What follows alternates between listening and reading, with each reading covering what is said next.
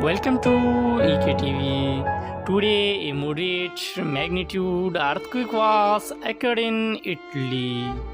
The quake hits Italy today, 1st March 2022, at a very shallow depth.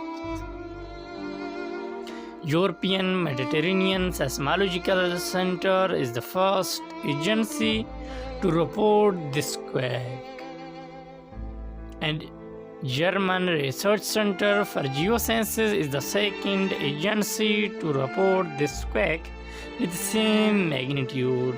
The exact magnitude, epicenter, and depth might be revised in next few hours or minutes. If you like our videos, then please subscribe our YouTube channel for more updates.